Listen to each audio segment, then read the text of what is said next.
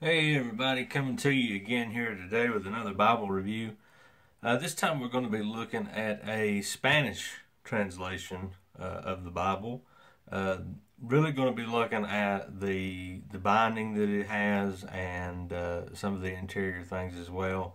As far as the translation goes, I can't speak much into it. I don't know that much about the Spanish translation. But I know that these are the ones that are most widely used by the Latino Christians. And so I wanted to get this and show it to you. I've never did a Spanish translation of the Bible, so I wanted to be able to get one of these and to be able to show it and see what's out there. First of all, this one was sent to me by Tyndale. It is the NTV translation. And as you can see, it comes in a little old paper slip case. Tells you about it back here in the back. It's in Spanish, so I can't read Spanish, so we will take it as it is. But that is what this is. It looks to me like it's about a 9-point type. But this is your cover that you have. It's kind of a synthetic cover. It has the little fish symbol here on the front. One of the stories about how the fish symbol came about was early Christians would draw half of that fish, and then the other Christian would draw the other half, and that's how they knew that they were Christians. How the symbol came about was my understanding. But as you can see here on the back, it says Tyndale, Santa Biblia, NTV, and it has this little design on here, and it does have this on the back. Now here's your ISBN number. You might be able to see that if the phone will focus. It does. And this one is zippered.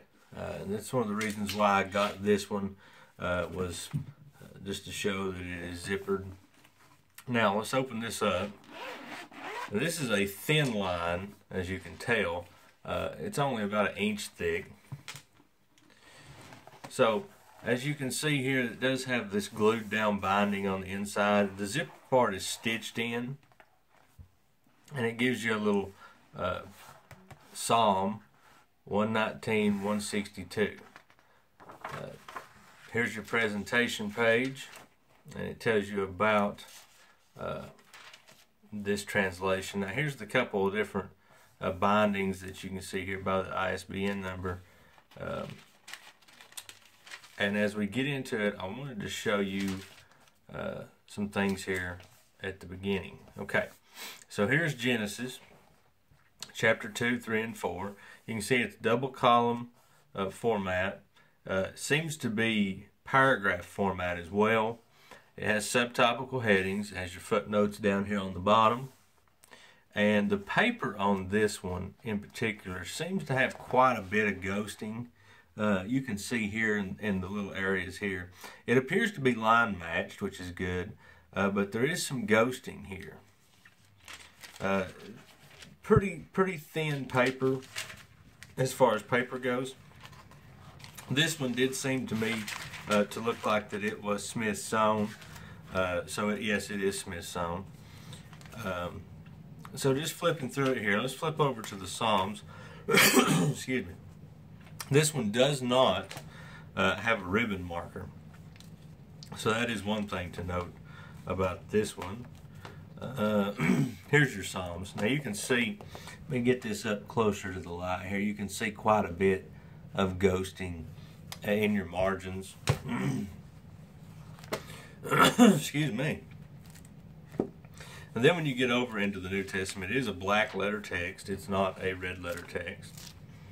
And in the back, all the way back here, you're going to find your maps. One map here, and then the other 2 maps. So just a quick review. Not a whole lot as I can talk about as far as the translation. Like I said, I think this is the translation that is most widely used. I got this Bible to review just to have one on hand in case there was somebody at the church or whatever it may be that may need a Spanish translation of the Bible, because those things have come up. And so I wanted to review this and kind of give us a look at one of the Spanish translations. Now this one is a nice little Bible. I'm going to say probably these are going to run you about $20, something like that. So be aware of that. But you can find these on Amazon or Tyndale, wherever it may be. But I want you to thank you for watching, and make sure you subscribe to my YouTube channel, and we'll see you next time. Thanks.